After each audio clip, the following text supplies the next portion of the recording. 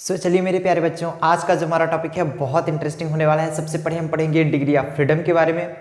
After it हम law of equipartition of energy भी पढ़ेंगे, जो कि बहुत इंपॉर्टेंट होता है क्योंकि law of equipartition of energy बहुत बार पूछा भी जा चुका है। सबसे पहले पढ़ लेते हैं डिग्री ऑफ फ्रीडम क्या होता है। डिग्री ऑफ फ्रीडम हेडिंग डालेंगे डिग्री ऑफ फ्रीडम। सबसे पहले आप समझिए डिग्री ऑफ फ्रीडम है क्या। कोई भी पार्टिकल जितनी अवस्थाओं में मूव कर सकता है वही उसकी डिग्री ऑफ फ्रीडम होती है। मतलब जितने डायमेंशन में वो मूव कर सकता है वो उसकी डिग्री ऑफ फ्रीडम है। मतलब हम दो डायमेंशन में मूव कर सकते हैं, first x and y, and perpendicular नहीं मूव कर सकते। तो हम दो डायमेंशन में मूव करें, हमारा डिग्री ऑफ फ्रीडम तो है। जैसे कोई चिड़िया हो गई, वो नीचे सरफेस पे चल भी सकती है एक्स और वाई एक्सिस पर, और उड़ भी सकती है जेड एक्सिस पर, तो उसका डिग्री ऑफ फ्रीडम 3 हो गया।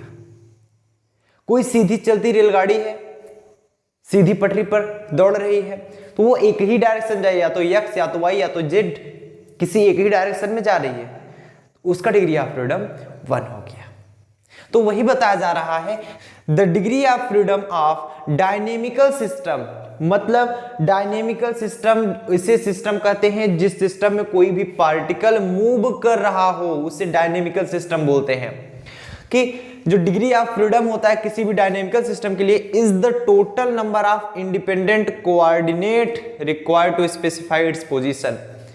वो टोटल नंबर, वो टोटल सम के बराबर होता है किसके, इंडिपेंडेंट कोऑर्डिनेट जो कि required to specify its position. किसी भी पार्टिकल की पोजीशन को स्पेसिफाई करने के लिए इंडिपेंडेंट कोऑर्डिनेट, जितने कोऑर्डिनेट की, जितने निर्देशांक की आवश्यकता होती है, उस टोटल सम को क्या बोलते हैं हम, डिग्री ऑफ फ्रीडम। जैसे आपको किसी भी पार्टिकल की पोजीशन को डिराइव करने के लिए एक्स वाई जेड तीनों कोऑर्डिनेट की आवश्यकता हो रही हो, तो उस तीनों का सम एक्स वाई और जेड तीनों का सम मतलब 3 डायमेंशन हुए, तो उसका डिग्री ऑफ फ्रीडम 3 हुआ। किसी भी पार्टिकल की पोजीशन के लिए अगर 2 कोऑर्डिनेट की आवश्यकता हो रही है, एक्स वाई या वाई जेड या जेड एक्स, किसी 2 कोऑर्डिनेट की आवश्यकता हो रही है, तो उसका डिग्री ऑफ फ्रीडम 2 होगा। किसी एक कोऑर्डिनेट की आवश्यकता हो रही है तो उसका डिग्री ऑफ फ्रीडम 1 होगा। या फिर आप इसे दूसरे भाषा में बोल सकते हो degree of freedom is the number of independent motion. कोई भी पार्टिकल स्वतंत्र रूप से जितनी मोशन, जितने एक्सिस पर मोशन कर सकती है, वो है हमारा डिग्री ऑफ फ्रीडम कहलाता है। सीधी रेलगाड़ी जा रही है, सीधी पटरी पर जा रही है, तो वो केवल एक डायरेक्शन पर मूव कर सकती है, या तो एक्स या तो वाई या तो जेड, चाहे जो माने एक ही डायरेक्शन मूव करे, तो उसका डिग्री ऑफ फ्रीडम 1 ही होगा। हम लोग जैसे चल रहे हैं, सीधे चल रहे हैं, तो 1 ही होगा।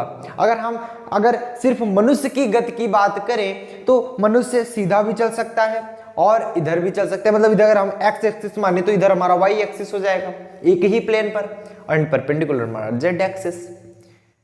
समझ में आया? तो मतलब ये बता सकते हैं जो डिग्री ऑफ फ्रीडम होगा is the number of independent motion. कोई भी पार्टिकल स्वतंत्र रूप से जितनी एक्सिस पर गति कर सकती है वो हमारा क्या कहलाएगा, डिग्री ऑफ फ्रीडम। सो चलिए, ये उम्मीद करते हैं आपको डेफिनेशन समझ में आया होगी। डेफिनेशन 1-2 नंबर में पूछ लिया जाता है, इसलिए आप ध्यान से रखिएगा कि डिग्री ऑफ फ्रीडम से आप क्या समझते हैं, आपके एग्जाम में आ सकता है। हालांकि जिसका ऑब्जेक्टिव क्वेश्चन होगा मैं आपको बता देना चाह रहा हूं, जिसका ऑब्जेक्टिव क्वेश्चन होगा, ऑब्जेक्टिव क्वेश्चन के लिए साथ साथ मैं सॉल्व कराऊंगा और इंपॉर्टेंट क्वेश्चन भी आपको प्रोवाइड किए जाएंगे। अगर जो ज्वाइन किया रहेगा, जो ज्वाइन नहीं किया है कान खोल के सुन ले, वो लोग फटाफट से 199, सिर्फ 199 पर मंथ का प्लान है। अगर आप ज्वाइन किए रहेंगे आपको ऑब्जेक्टिव क्वेश्चन, क्योंकि मैं जल्द से जल्द ऑब्जेक्टिव क्वेश्चन तो चल ही रहा है, हमारा अनसॉल्व पेपर भी सॉल्व कराने वाले हैं। हम अनसॉल्व पेपर सॉल्व कराने स्टार्ट कर देंगे और इंपॉर्टेंट क्वेश्चन की सीरीज भी आपको बताई जाएगी। पहले तो हर एक चैप्टर से बताए जाएंगे, हर एक चैप्टर से कौन कौन से क्वेश्चन इंपॉर्टेंट है, साथ साथ उनको नोट्स भी प्रोवाइड कराया जाएगा इंपॉर्टेंट क्वेश्चन का। जो ज्वाइन किए रहेंगे, मतलब जो ज्वाइन किया रहेगा उसको मैं प्रोवाइड कराऊंगा, और साथ साथ आपको बहुत इंपॉर्टेंट डेरिवेशंस भी सॉल्व करा दिए जाएंगे। डेरिवेशन हमने ऑलरेडी कराया है और जब हम सॉल्व कराएंगे तो उसमें बहुत इंपॉर्टेंट डेरिवेशंस होंगे, उसको भी सॉल्व करा दिया जाएगा। सो डोंट वरी, आपकी तैयारी बहुत ही बढ़िया होने वाली है। लेकिन अगर ध्यान से समझ लीजिए, जितने बच्चे ज्वाइन किए हैं उनको तो पता है, और जो नहीं ज्वाइन किए हैं वो अभी जाकर ज्वाइन कर लीजिए, क्योंकि आपको ऑब्जेक्टिव क्वेश्चन बहुत हेल्प करेगा। और जितने ज़्यादा आप सॉल्व करोगे उतना ज़्यादा आपके एग्जाम में अच्छे मार्क्स लाने में मदद करेगा। क्योंकि अनसॉल्व जो होता है, सॉल्व करने से आपको पता चल पाता है कि किस प्रकार हमें सॉल्व करना है। जैसे अनसॉल्व को आपको 3 घंटे में सॉल्व करना पड़ता है, तो मैं जितने भी टॉपिक्स बताऊंगा, जितने भी अनसॉल्व कराऊंगा, लगातार 3 घंटे की लाइव क्लास चलने वाली है। इसलिए फटाफट से आप लोग ज्वाइन कर लीजिए कीजिएगा। अब देखिए, डिग्री ऑफ फ्रीडम के बारे में हम चलते हैं। Law of equipartition of energy, so फटाफट से नोट डाउन करेंगे। अब हम चलते हैं law of equipartition of energy, note down कर लीजिए। सो चलिए मेरे प्यारे बच्चों, अब हम बात करते हैं law of equipartition of energy. Law of equipartition of energy क्या होता है, सबसे पहले हम इसके बारे में देखेंगे, फिर इसका प्रूफ भी हम पढ़ने वाले हैं, साथ साथ लिमिटेशन भी पढ़ेंगे। सो चलिए स्टार्ट करते हैं। अकॉर्डिंग टू दिस लॉ, इस लॉ के अनुसार the total energy of dynamical system, किसी भी डायनेमिकल सिस्टम की जो टोटल एनर्जी होगी, consisting of a large number of particle, जो कि डायनेमिकल सिस्टम जो होगा वो large number of particle consist करेगा, consisting of a large number of particle in thermal equilibrium. Thermal equilibrium में उसमें कोई डायनेमिकल सिस्टम है। आपको क्या बताया जा रहा है कि कोई एक डायनेमिकल सिस्टम है, मूव करता हुआ सिस्टम, जो कि कंटेन करता है, कंसिस्ट करता है लार्ज नंबर ऑफ पार्टिकल्स, काफी ज्यादा पार्टिकल्स है इन thermal equilibrium, is equal divided among its all the degree of freedom, जो कि इक्वली डिवाइडेड है किसके किसके बीच, among its all the degree of freedom and the energy associated with each degree of freedom is half kT। मतलब इसके कहने का अनुसार कि the total energy of a dynamical system consisting a large number of particles in thermal equilibrium is equally divided among its all degree of freedom। ये आपने degree of freedom में equally divided होगा, और जो इसकी एनर्जी होगी वो half kT के बराबर आएगी। अब इसका प्रूफ देख लेंगे, हेडिंग डालेंगे प्रूफ।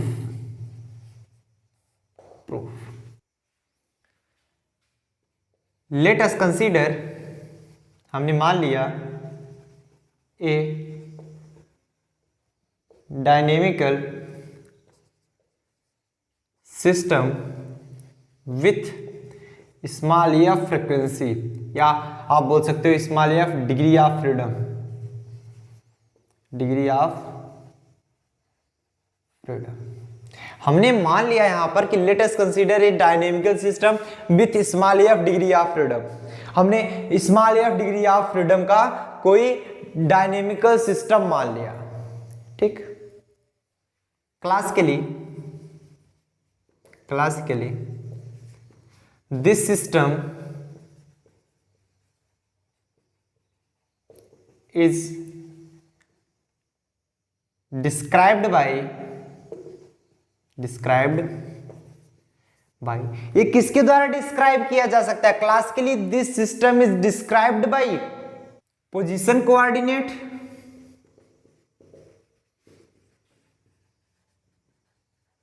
पोजीशन कोऑर्डिनेट को हम क्या माने हैं? Q1 comma Q2 comma Q3 comma so on QF तक, क्योंकि F डिग्री ऑफ फ्रीडम है। अगर आप N डिग्री ऑफ फ्रीडम माने होते या कोई सा भी डिग्री ऑफ फ्रीडम माने होते, उसकी वही पूरी पोजीशन होती, तो इसकी पोजीशन क्या है? F तक आएगी। एंड मोमेंटम कोऑर्डिनेट क्या होगा?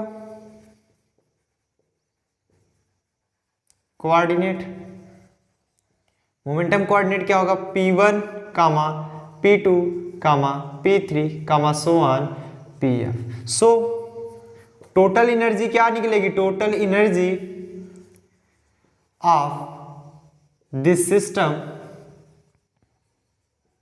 इस सिस्टम की total energy E is equal to, देखो कह क्या रहा है कि कोई भी डायनेमिकल सिस्टम है small f degree of freedom का, यही तो कहा जा रहा है। और ये जो सिस्टम है वो डिस्क्राइब किया जा सकता है position coordinate and momentum coordinate के द्वारा, और position coordinate and momentum coordinate आपको दिया गया है। आपने इतना लेट किया, जब एफ डिग्री ऑफ फ्रीडम होगी तो position coordinate Q1 Q2 so on Qf तक and momentum coordinate P1 P2 so on Pf तक होगा।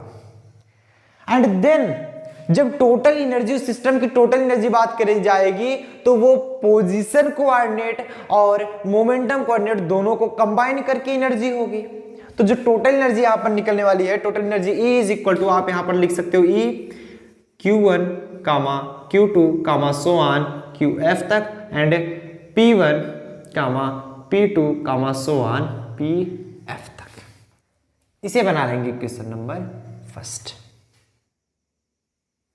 और हम यहां पर मान लेते हैं Pi जो क्या है, कोई पार्टिकुलर मोमेंटम है ith टर्म के लिए। हम पहले से भी मानते थे कि let Pi be any cooler momentum, जो Pi है वो कोई पार्टिकुलर मोमेंटम है, देन टोटल एनर्जी, तब जो टोटल एनर्जी होगी देन टोटल एनर्जी, जब कोई Pi कोई पार्टिकुलर मोमेंटम है, किसी एक मोमेंटम की बात की जा रही है। जैसे मान लो आपके पास 10 सिक्के हैं, 10 सिक्के में 7वां सिक्का जो है किसी पार्टिकुलर 7वें सिक्के की बात की जाए, जो 10वां सिक्का होगा वो, आप मान लो 9 सिक्के बचे, अब 7वां को अगर अलग कर ले तो 7वां सिक्का प्लस 9 सिक्के के बराबर होगा। वैसे Pi क्या है हमारा, कोई पार्टिकुलर एनर्जी है। तो जो टोटल एनर्जी होगी then total energy is equal to क्या, जो टोटल एनर्जी E होगी वो I टर्म के लिए जो एनर्जी होगी उसकी तथा टोटल टर्म के लिए एनर्जी के बराबर आएगी। और जो कि जो टोटल एनर्जी निकाली जाएगी I टर्म के लिए जब हम निकाल लेंगे तो जो हमारा और टोटल टर्म बचेगा वो I टर्म को छोड़कर बचेगा। तो हम यहाँ पर लिख सकते हैं E जो होगा वो EI टर्म के लिए बराबर होगी। इसके लिए जो मोमेंटम कोऑर्डिनेट Pi लिखा जाएगा वो, तथा और जो हमारी एनर्जी बची है, मान लो टोटल एनर्जी तो हमारी E थी, अब इसमें से हम I वाला टर्म निकाल लिए तो हमारा कोई उससे कम वैल्यू बचेगी, तो हमने मान लिया E प्राइम। यहाँ पर क्या position coordinate Q1 Q2 so on Qf यहाँ पर P1 P2 so on Pf तक, ये E की वैल्यू आ गई। अब इसे बना लेंगे क्वेश्चन नंबर सेकेंड। तो यहां पर हम लिख सकते हैं कि EI Pi क्या है, function of momentum Pi, where EI Pi के लिए जो एनर्जी है ये, ठीक, is equal to the function of momentum Pi, किसी पार्टिकुलर मोमेंटम Pi के लिए ये फंक्शन है EI। एंड जो E प्राइम मिला है second function E prime Q1 Q2 so on Qf P1 P2 so on Pf तक, वो क्या है, function of all, function of all, इसमें देख रहे हो पोजीशन और मोमेंटम दोनों का टर्म है, ये सिर्फ Pi के लिए लिया जा रहा है, मोमेंटम के लिए, function of all position and momentum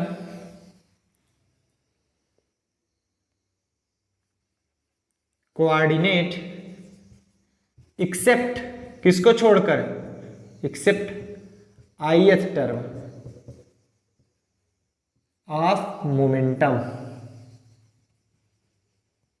इसका मतलब ये बताया जा रहा है जो इतना फंक्शन है वो सभी पोजीशन और मोमेंटम कोऑर्डिनेट का फंक्शन है, वो भी ith टर्म के मोमेंटम को छोड़ करके, इतना यहां पर बताया गया। ठीक, यहां पर आप बता सकते हो by the definition of mean energy, mean energy के बारे में आप पढ़े हो, बाय द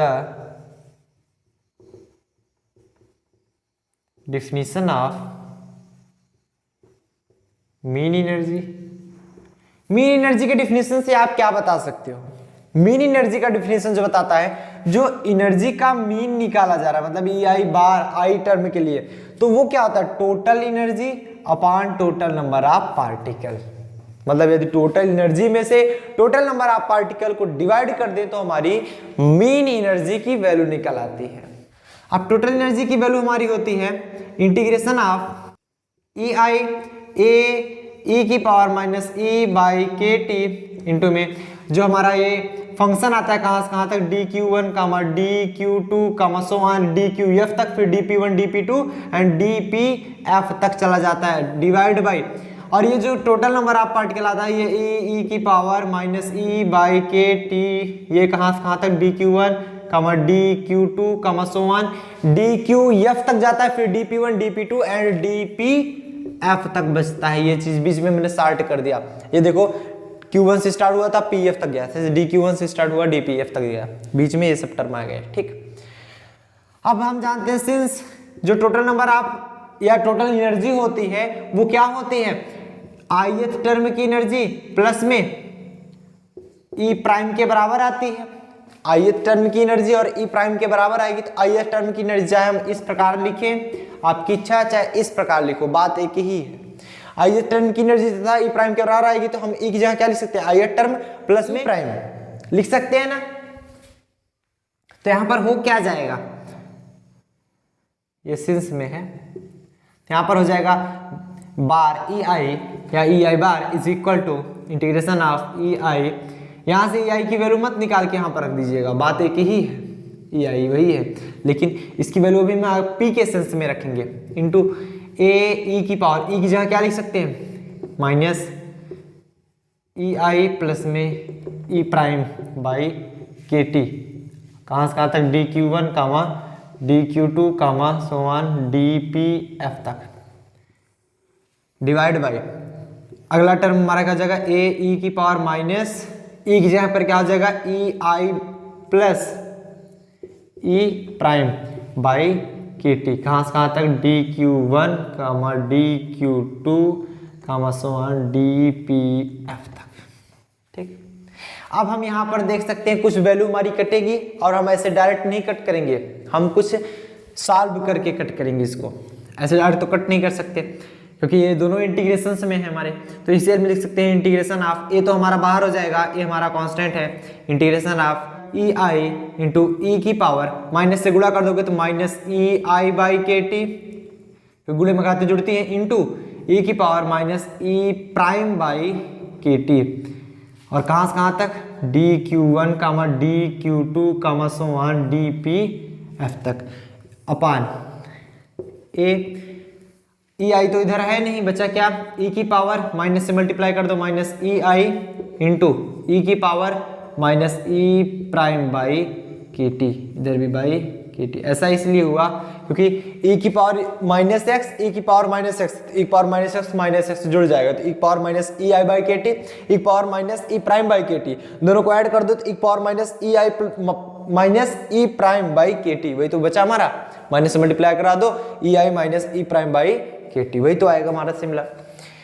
कहाँ से कहाँ तक dq1 कामा dq2 सो ऑन dpf तक, इसे हम तोड़ लेंगे कहाँ से कहाँ तक, ए से हमारा ए कैंसिल हो जाएगा, ये हमारा ब्रेक हो जाएगा किसमें minus infinity to infinity E I into ई की power minus E I by K T वाला टर्म है, और ये वाला जो टर्म है उसे हम अलग इंटीग्रेशन करके निकाल देते हैं, E power minus E prime by K T, जो कि ई वाला टर्म आई वाला टर्म नहीं है, dq1 कामा dq2 कामा सो ऑन dpf तक डिवाइड बाई, इसी प्रकार नीचे भी कर लेंगे, आई वाला टर्म हम निकाल लेंगे ई की पावर कहाँ से कहाँ तक infinite two plus infinite, E की power minus E I by K T, अच्छा ई की पावर माइनस इतना, इसे हम इंटीग्रेशन करके लिख देंगे ई की power minus E prime by K T, कहाँ से कहाँ तक dq1 कामा dq2 सो ऑन dpf तक।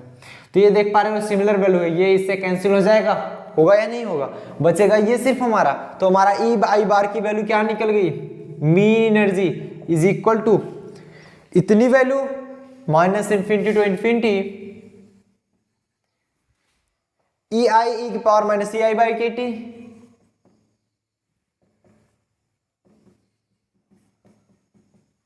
Divide by minus infinity to infinity E की power minus E I by K T. समझ पा रहे हो? और एक चीज ध्यान से समझिएगा, जब ये dq1 dq2 dpf तक हो गया था, जब हम i वाला टर्म अलग करेंगे तो ये क्या होगा, pi वाला टर्म होगा ना इस तरह। ये देखो जब हमने अलग किया था तो जो एनर्जी ei था वो pi के लिए था, तो ये जो dq1 dq2 dpi वाला छोड़ दिया जाएगा, dpi वाला टर्म इधर हो जाएगा, dpi, ये क्या हो जाएगा इधर dpi एंड dpi। अब वैल्यू हम क्या रखेंगे, ei की वैल्यू, सिंस वी नो दैट, आप जानते हो P बराबर अंडर रूट 2m होता है, इधर एनर्जी ei के सेंस में लिया जा रहा है, मतलब आप Pi निकालोगे तो क्या हो जाएगा under root 2m ei, Pi square करो 2m ei बचेगा, या फिर ei की वैल्यू निकालो Pi का स्क्वायर बाई 2m, ये वैल्यू सिंस में करके लिख लेंगे। ध्यान से समझिएगा, जब ये वैल्यू हमारी निकली ei का वैल्यू तो Pi स्क्वायर बाई 2m इसकी वैल्यू रखेंगे, तो वैल्यू रखेंगे क्या हो जाएगा ei prime is equal to minus infinite to infinite, ei की वैल्यू रखिए Pi का स्क्वायर बाई 2m इंटू ई की पावर माइनस ei की वैल्यू, माइनस ei की वैल्यू क्या है Pi का स्क्वायर बाई 2m तो नीचे हो जाएगा, kt ऑलरेडी था 2m kt डिवाइड बाई ये dpi डिवाइड बाई ये क्या बचा e की पावर माइनस ei, तो e की पावर माइनस ei की जगह पर क्या रखेंगे Pi स्क्वायर बाई 2m, ये जब इसकी वैल्यू इतनी हो गई, kt तो ऑलरेडी हमारा नीचे था, ये kt इंटू में dpi integration of minus infinite to infinite.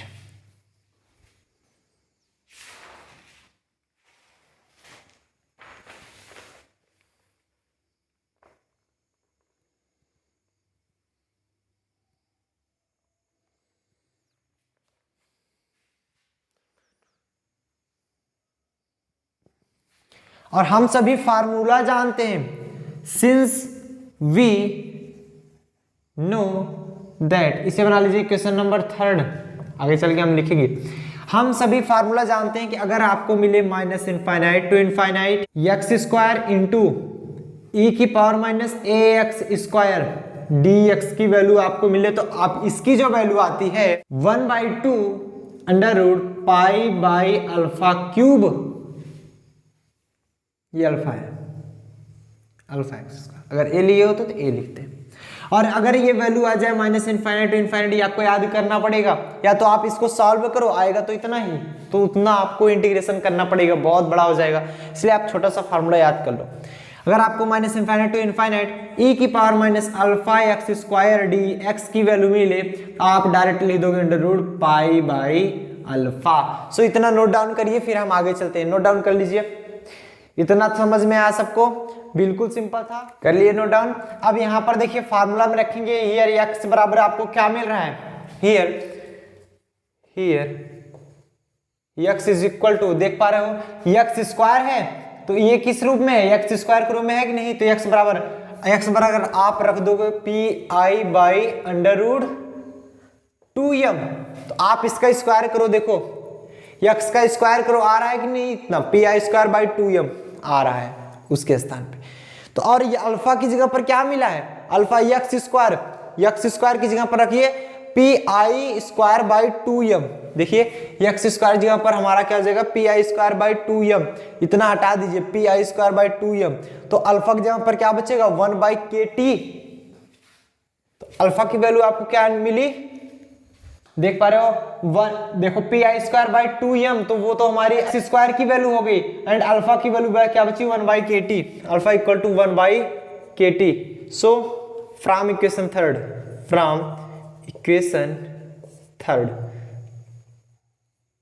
Third में आप वैल्यू रखिए ये वाली, देखिए इसकी तरह है कि नहीं इक्वेशन थर्ड, ये ऊपर वाली वैल्यू, तो ei बार मिलेगा, ei bar is equal to just इसकी तरह ये आपको दिख रहा है, dx के रूप में dpi के रूप में है, तो इसकी वैल्यू क्या हो जाएगी half pi by alpha cube, हम पहले फार्मूला रख रहे हैं, और ये वाली वैल्यू जस्ट इसकी तरह दिख रही है आपको, pi by alpha, under root pi by alpha.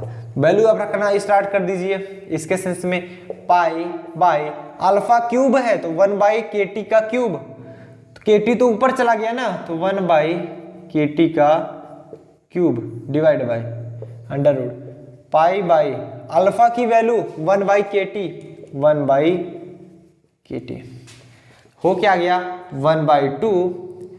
तो इसको हम सॉल्व करेंगे, टोटल अंडर रूट में कर लेंगे तो क्या हो जाएगा, के टी क्यूब तो ऊपर चला जाएगा, मतलब के टी स्क्वायर इंटू में के टी लिख सकते हैं सामने, क्योंकि क्योंकि नीचे से के टी एक कटेगा, इंटू में पाई, के टी भी हमारा ऊपर गया तो क्या बचा हमारा के टी इंटू पाई, के टी से के टी हमारा कैंसिल, के टी का स्क्वायर है स्क्वायर रूट ले लेंगे, और ये ध्यान देंगे के टी का होल स्क्वायर है, क्योंकि के टी का होल स्क्वायर इंटू के टी क्यूब क्या हो जाएगा हाफ, के टी का स्क्वायर है अंडर रूट बाहर निकालेंगे क्या हो जाएगा हाफ के टी। आया कि नहीं, टोटल एनर्जी मिला कि नहीं, समझ में आया, बहुत सिंपल था, क्लियर हुआ। चलिए अब हम डालेंगे लिमिटेशन, क्या थी इसकी लिमिटेशन वो देख लेंगे हम। लिमिटेशन में देख लेंगे, the law of equipartition of energy is applicable only so long as the system can be described classically usually at high temperature. ये जो इक्विपार्टीशन ऑफ एनर्जी है वो उन्हीं सिस्टम के लिए अप्लाई होगी जो कि एट हाई टेम्परेचर पर हो, मतलब लो टेम्परेचर के लिए एप्लीकेबल ही नहीं थी, it is a high temperature. यदि कोई सिस्टम डायनेमिकल सिस्टम हमारा हाई टेम्परेचर पर होगा तभी ये हमारा एप्लीकेबल था, एट लो टेम्परेचर ये थ्योरी फेल हो रही थी, ये चीज आप ध्यान देंगे क्योंकि ये टी पर डिपेंड कर रहा था, एंड हाई टेम्परेचर होगा तभी ये थ्योरी फॉलो कर रही थी, ये लॉ फॉलो कर रहा था। सो चलिए मेरे प्यारे बच्चों आज कल बस इतना ही, मिलते हैं नेक्स्ट वीडियो में। नेक्स्ट वीडियो भी हमारा बहुत इंपॉर्टेंट होने वाला है।